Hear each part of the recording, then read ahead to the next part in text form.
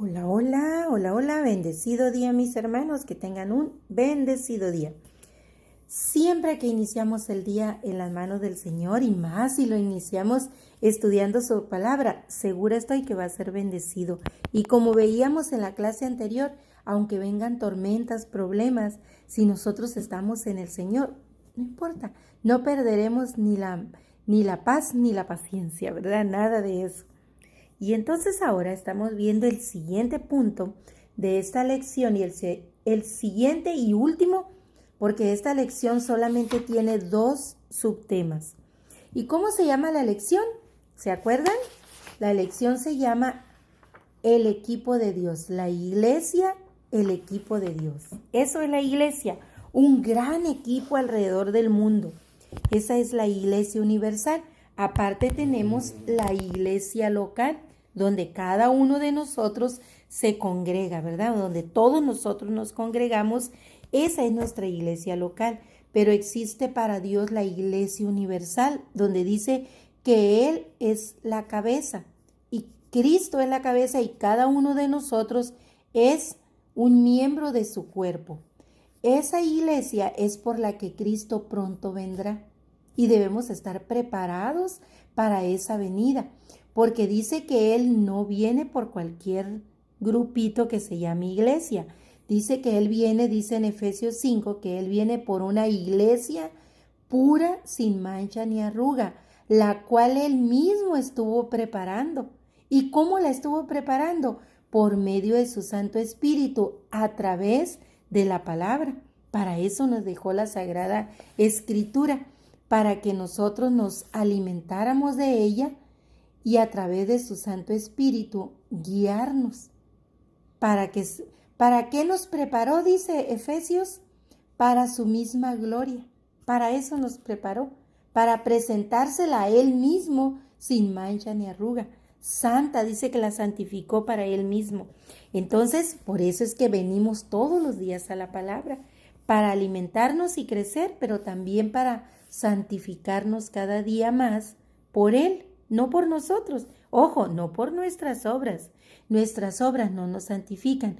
Nuestras obras son el resultado de que ya fuimos santificados. Pero ¿saben qué es lo más importante que ni aún las obras? Nuestro carácter. Eso es lo que estamos viendo esta semana.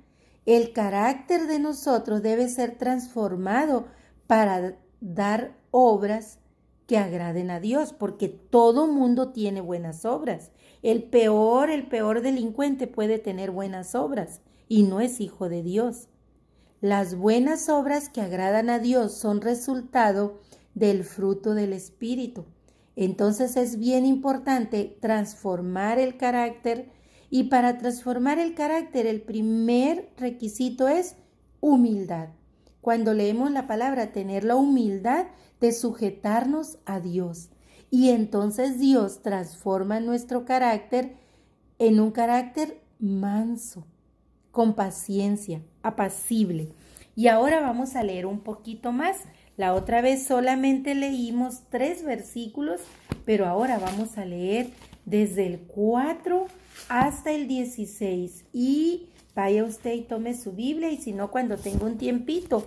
Y vamos a leer Efesios 4 hasta el 16. Desde el 4 hasta el 16 dice: un cuerpo y un espíritu, como fuisteis también llamados en una misma esperanza de vuestra vocación, un Señor, una fe, un bautismo, un Dios y Padre de todos, el cual es sobre todos y por todos y en todos.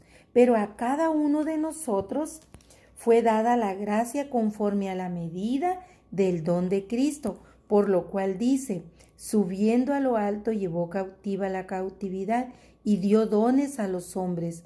Y eso de que subió, ¿qué es? Sino que también había descendido primero a las partes más bajas de la tierra. El que descendió es el mismo que también subió por encima de todos los cielos para llenarlo todo. Y él mismo constituyó a unos apóstoles, a otros profetas, a otros evangelistas, a otros pastores y a otros maestros. Estos, mis hermanos, son los ministerios. ¿Cuántos ministerios tenemos, mis hermanos? el apostolado, el profetizar la palabra de Dios, el hacer evangelismo, los pastores que nos guían y los maestros, como el don que a mí me dio, el don de la enseñanza. Entonces, a todos nos dio dones y talentos, pero estos, mis hermanos, son los ministerios. Todos nosotros podemos participar en alguno de estos ministerios. Quizá usted no tiene ninguno de estos dones para tener un ministerio, pero usted tiene otros dones y talentos que Dios le dio que pueden fortalecer estos ministerios. Entonces, puede que usted no tenga el don de predicar la palabra. Entonces, usted no puede ser un pastor, no tenga el don de guiar a una gran cantidad de personas, de aconsejarlas, de corregirlas, de instruirlas. No tenga ese don, pero quizá tiene el don, el talento de la música. Quizá tiene el don usted de atender a las personas, de ser un servicial. Y esos dones y talentos fortalecen estos ministerios. Entonces usted no se sienta menos si no puede guiar con ninguno de estos ministerios, porque Dios dice que a todos nos dio dones y talentos en la medida de Cristo. ¿Tiene usted a Cristo en su corazón? Segura estoy que Dios le dio algún talento especial. Así que solamente búsquelo. ¿Cómo se busca conocer el don que Dios nos ha dado? En la palabra. Solamente en la palabra y en la oración, mi hermano. Ahí lo va a buscar. Sigo leyendo para terminar el texto. Dice, ¿por qué los dio? Aquí viene el propósito. A fin de perfeccionar a los santos para la obra del ministerio, para la edificación del cuerpo de Cristo. ¿Quién dijimos en la clase anterior que era el cuerpo de Cristo? Toda la iglesia. No toda esa casa de oración donde usted se congrega, no. Ahí hay cabritos y ovejas, no se le olvide, sino toda la iglesia. ¿Qué es la iglesia? Todos los que ya fuimos redimidos. No importa la congregación donde se encuentren, no importa, solo que haya sido redimido. Cuando estamos hablando aquí en la Santa Escritura, no nos referimos a la iglesia del Nazareno, porque la Santa Biblia no tiene denominación. Nos referimos aquí a cualquier denominación cuando estamos hablando en la palabra. Ya específicamente la enseñanza del libro es exclusivamente de la iglesia del Nazareno y que le puede servir a cualquier hermano que la escuche de cualquier denominación o que usted se la comparta, que usted vaya y le lleve esta palabra. Pero la Biblia no es específica del Nazareno, es para cualquier persona, no importa en qué denominación haya sido instruido, porque el que lo redimió fue Dios, no su pastor ni su maestro de escuela bíblica. Entonces dice que para eso el Señor lo ha hecho, para edificar el cuerpo de Cristo. Nosotros, mis hermanos, nunca debemos hablar mal de otro hermano, porque eso no edifica, al contrario. Siempre aquí el Señor manda que edifiquemos el cuerpo de Cristo. ¿Cómo lo edificamos? Cuidando el testimonio de los demás hermanos. Dice, ¿hasta cuándo? Hasta que todos lleguemos a la unidad de la fe y del conocimiento del Hijo de Dios, a un varón perfecto a la medida de la estatura de la plenitud de Cristo. Les decía en la clase anterior que cuando fuimos redimidos fuimos llamados hijos de Dios. Por eso Pablo le dice a los efesios y a nosotros también que nosotros debemos andar como Él anduvo, de acuerdo a la vocación con la que fuimos llamados. Si fuimos llamados hijos de Dios, pues debemos andar como hijos de Dios, ¿verdad? Por eso dice, pero no va a ser de la noche a la mañana. Por eso dice que la palabra nos lleva, dice, a perfeccionar el conocimiento para llegar a estar, dice, en una unidad en la fe, pero también en el conocimiento del Hijo de Dios. Dice, a la medida de la estatura de la plenitud de Cristo. Eso usted vuélvalo a leer con paciencia en casa, mi hermano. Y eso está en Efesios 4, capítulo 4, versículo 13. Dice, para que ya no seamos como niños fluctuantes, llevados por doquiera de todo viento de doctrina, por estratagema de hombres que usan para engañar y emplean esto con astucia y artimañas del error.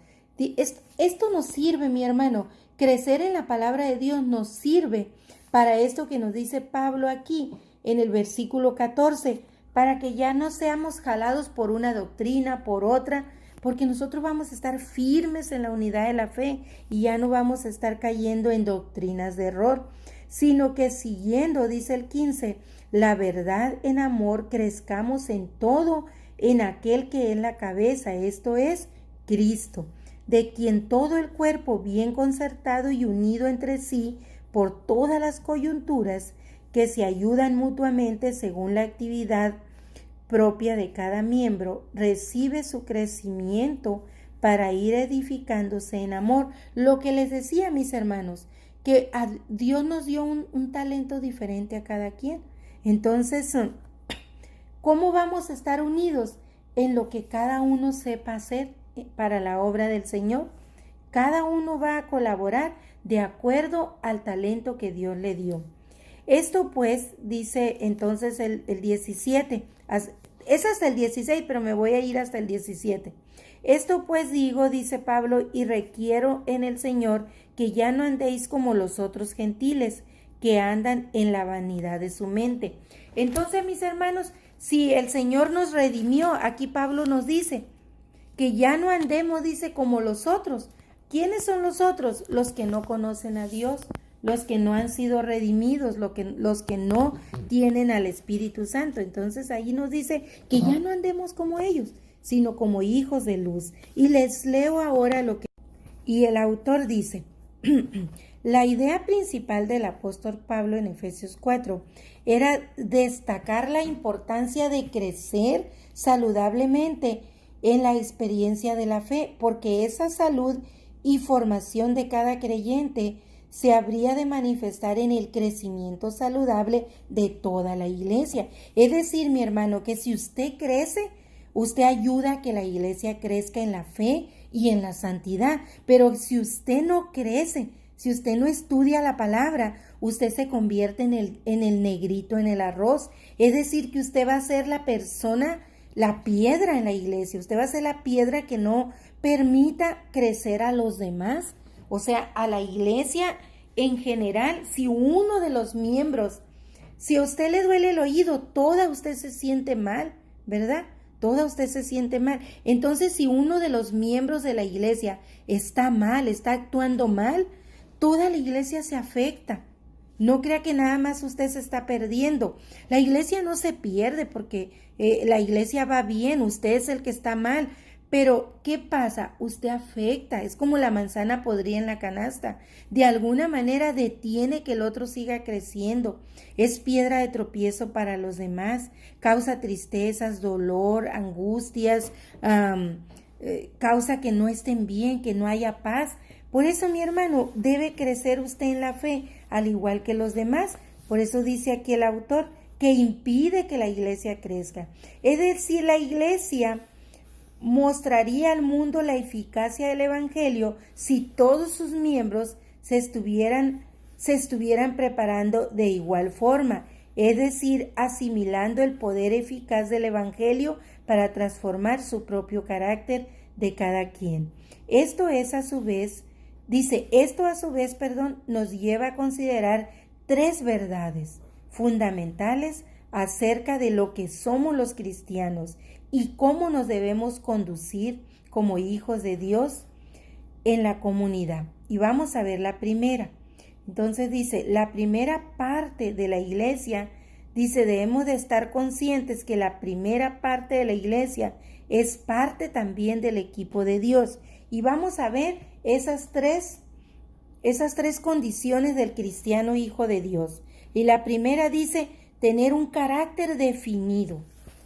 Pablo destacó que a cada uno de nosotros nos fue dada la gracia conforme a la medida del don que Cristo nos dio, lo que implica que todos hemos recibido, dice, un carácter especial de parte de Jesús para parecernos a Él en toda nuestra manera de vivir, es decir, imitar la conducta de Cristo. Jesús dijo, según Mateo 11:29, dijo, aprended de mí que soy manso y humilde de corazón. Entonces, mis hermanos, dice, nosotros también debemos de ser así. Si somos hijos de Dios, debemos ser como Jesús es, manso y humilde de corazón.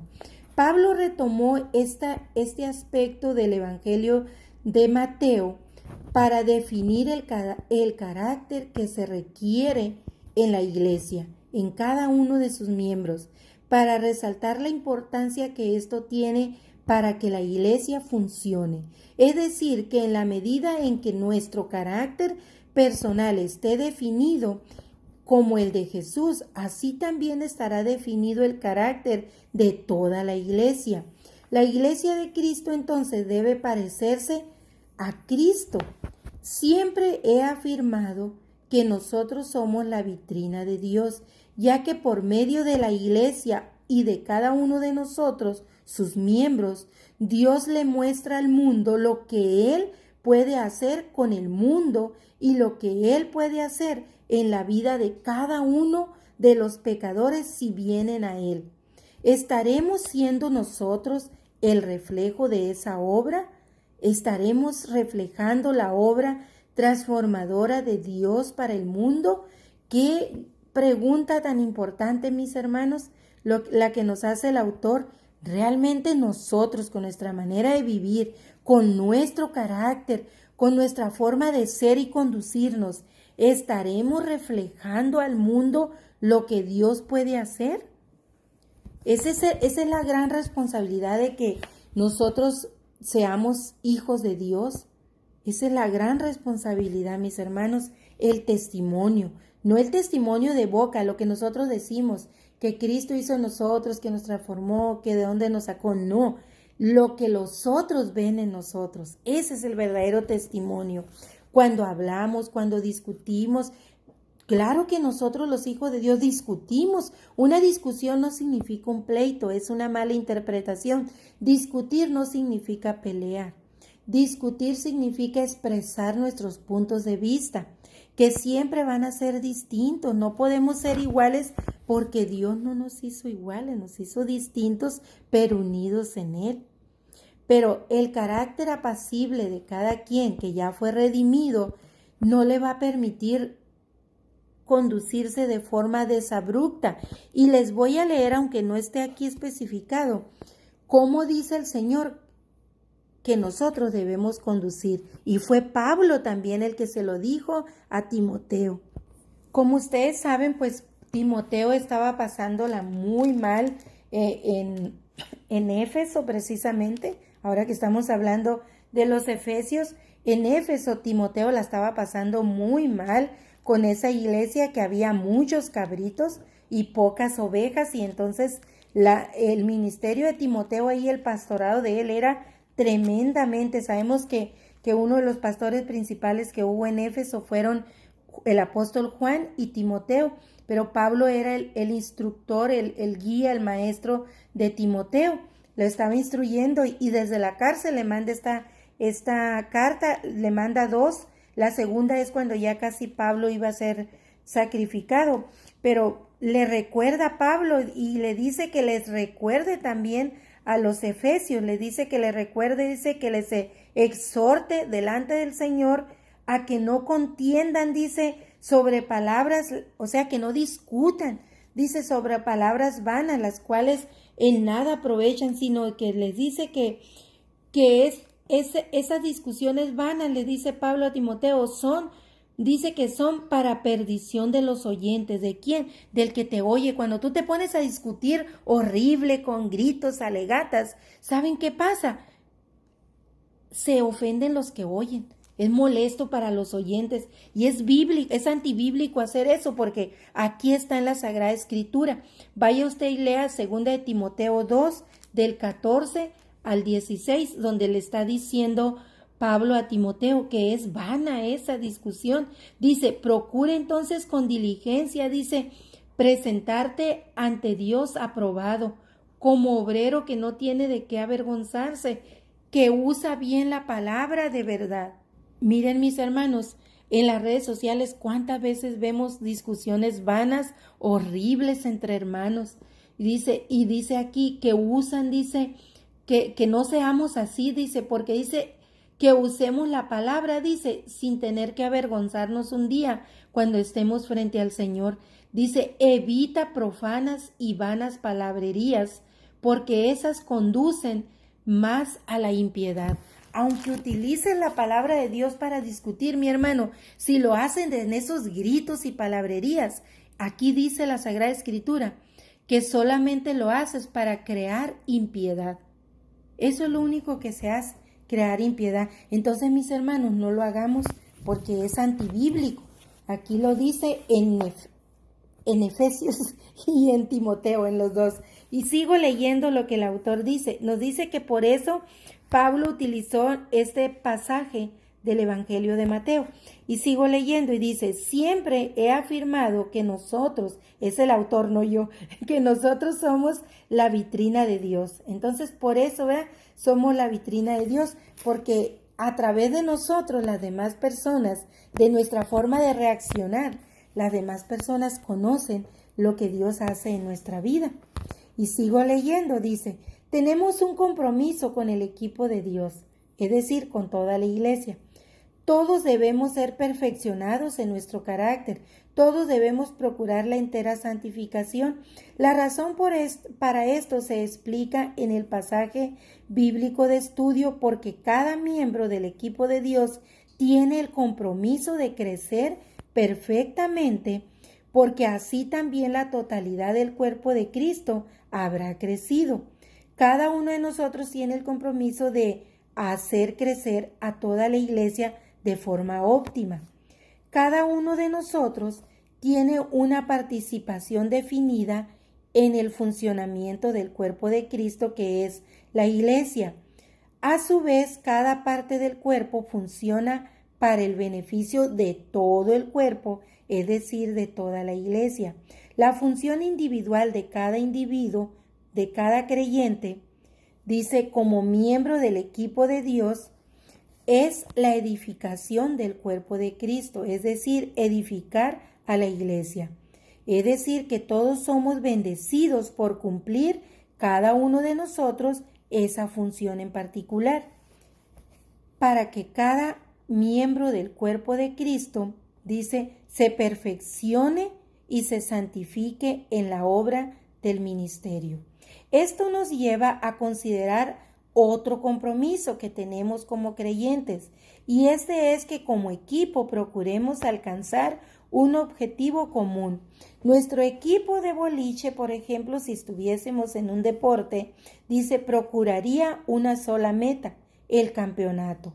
Pues nosotros tenemos una sola meta, que toda la iglesia llegue a la presencia de Cristo en las bodas del Cordero santificada. Ojo, mi hermano, que la santificación de la iglesia es responsabilidad de cada uno de nosotros, ¿verdad? Entonces dice, el primero de ellos es edificar primeramente el cuerpo de Cristo, perfeccionando por medio de nuestras acciones el funcionamiento adecuado de toda la iglesia. Sigo leyendo. El segundo aspecto, dice, es de estos objetivos es llegar a ser un varón perfecto o una mujer que agrade a Dios. Pablo utilizó este término para describir a Jesús. Lo describió como varón perfecto. Y la medida de esa estatura de Cristo como varón perfecto es la medida a la que nosotros debemos llegar en nuestro crecimiento progresivo. Es decir, eso será cuando alcancemos la meta de la santificación. Pablo afirmó esta experiencia de crecimiento dentro de un carácter progresivo. ¿Qué significa esto, mis hermanos? Un carácter progresivo, que no vamos a santificarnos de la noche a la mañana, pero que todos los días estaremos santificando, transformando alguna parte de nuestra vida hasta lograr la verdadera santificación. Porque sin santificación no habrá glorificación. La santificación es aquí en la tierra, mi hermano. La glorificación es en el cielo. Dice, entonces, esa es la razón, mi hermano, que nosotros que nosotros continuemos perfeccionándonos aquí en la tierra, porque dice su palabra, y es Pablo también el que lo dice, ¿verdad? En Colosenses, también Juan lo dice en Apocalipsis. Entonces nosotros, para poder ser arrebatados y no pasar el día malo del Señor cuando Él descargue su ira sobre los impíos, nosotros tenemos que haber sido santificados aquí en la tierra. Aquel que no fue santificado aquí se quedará, mi hermano. Tendrá que pasar y esa tribulación para poder ir con el Señor. Pero todo aquel que fue santificado será llevado, guardado. Por eso dice que seremos guardados de la ira, ¿verdad? De la ira del Señor.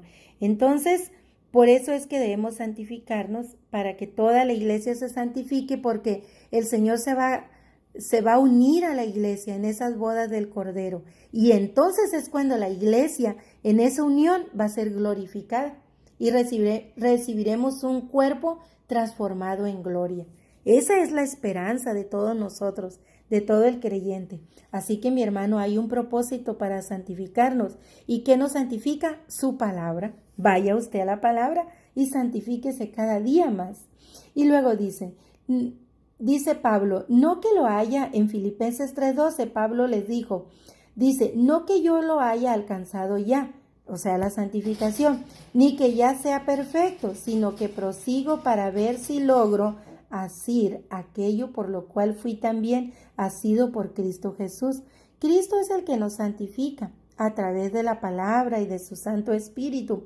Y Pablo decía a los filipenses, no es que yo ya lo haya logrado, sino que todos los días prosigo. Es decir, Pablo todos los días buscaba santificar algún aspecto de su vida. Hagámoslo también nosotros. El objetivo de la Gran Comisión es el rescate de los perdidos. Ahora bien, esos perdidos que han de ser rescatados, al igual que nosotros fuimos rescatados, también pasarán a ser parte de ese gran equipo, y por lo tanto el discipulado se convierte entonces en parte esencial de este objetivo.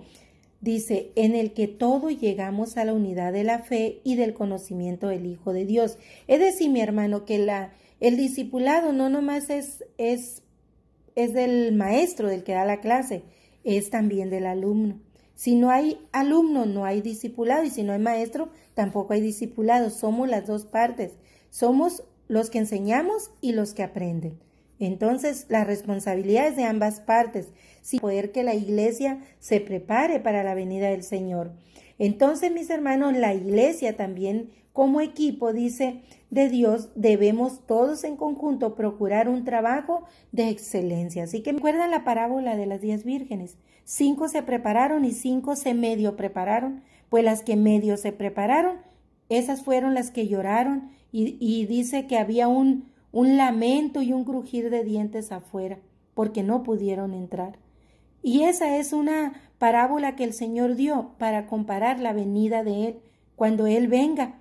Los que se prepararon, bien, que se santificaron día con día, que pusieron por obra su palabra en obediencia a la guía del Espíritu Santo, esos van a ser arrebatados con el Señor, y les va a dar el Señor un cuerpo glorificado y transformado para que reinen con Él. Y aquellos otros tendrán que quedarse y pasar eso que pasaron las vírgenes, las 5 vírgenes que se quedaron afuera. Y dice Apocalipsis que afuera será el lloro y el crujir de dientes. Entonces, mis hermanos, tienen ustedes ahí la palabra expuesta en la Santa Escritura. Ustedes no tienen pretexto para que cuando el Señor venga se queden, porque el Señor ha provisto la palabra y los medios, y como en el texto que vimos ahorita de Efesios 4:13, que también dio ministerios para que nos preparen a nosotros. Entonces vamos a ver el último aspecto, y dice, un funcionamiento del cuerpo, es decir, que la iglesia debe funcionar, la iglesia debe estar funcionando, ¿verdad? Y dice, finalmente hemos llegado a la última parte de esta clase, este pasaje en el que se describen las razones de ser de esta formación y función tan rigurosa. A partir de Efesios 4, del 13 al 16, podemos ver, dice, en primer lugar, esta formación intencional del cuerpo de Cristo pretende que nos desarrollemos fuertes y resistentes contra todo viento de doctrina, es decir, contra toda estrategia del mal que viene para confundirnos. aunque venga disfrazada de palabra de Dios. Ya no seremos entonces como esos niños que van de un lado para otro, que no tienen un pensamiento definido, porque Pablo presentó aquí esta razón como una primera línea de defensa del cuerpo contra las amenazas que pudieran debilitar o entorpecer la buena salud del cuerpo. ¿Quién es el cuerpo? La iglesia. La segunda razón apunta literalmente hacia la cabeza del cuerpo, que es Cristo. El apóstol Pablo enseñó y señaló a Cristo como la cabeza a la que todo el cuerpo responde. Pablo afirmó que Cristo es el patrón de dirección que debemos seguir, porque es el patrón de amor y verdad que todos debemos seguir. Al contrario, el amor debe hacernos decir la verdad siempre, para que en todo lo que hagamos no perezcamos, porque nunca debemos mentir, porque Cristo, que es quien gobierna la iglesia, es la verdad. En ese sentido, si crecemos y nos desarrollamos de esta manera, la cabeza que nos guíe será Cristo. Entonces nuestros pensamientos serán a la luz de su palabra. Y esta es la tercera razón de cómo debemos nosotros conducirnos para ayudar al cuerpo, que es la iglesia. El cuerpo habrá de estar unido, bien concertado, encajado perfectamente en toda su manera de conducirse, realizando la labor propia de nuestra posición de acuerdo al talento que Dios nos haya dado. Es importante reconocer lo que somos dentro del cuerpo de Cristo. Unos limpiamos, otros oramos, otros cantamos, otros predicamos, otros enseñamos, pero todos somos parte importante del cuerpo de Cristo, para que andemos como es digno de esa vocación en lo que estamos colaborando, cada quien individualmente, con lo que fuimos llamados. Esto nos lleva a considerar este llamado dentro del concepto de unidad, de cuerpo y de equipo. Y todos nosotros de esa forma haremos una iglesia, es decir, un cuerpo fuerte.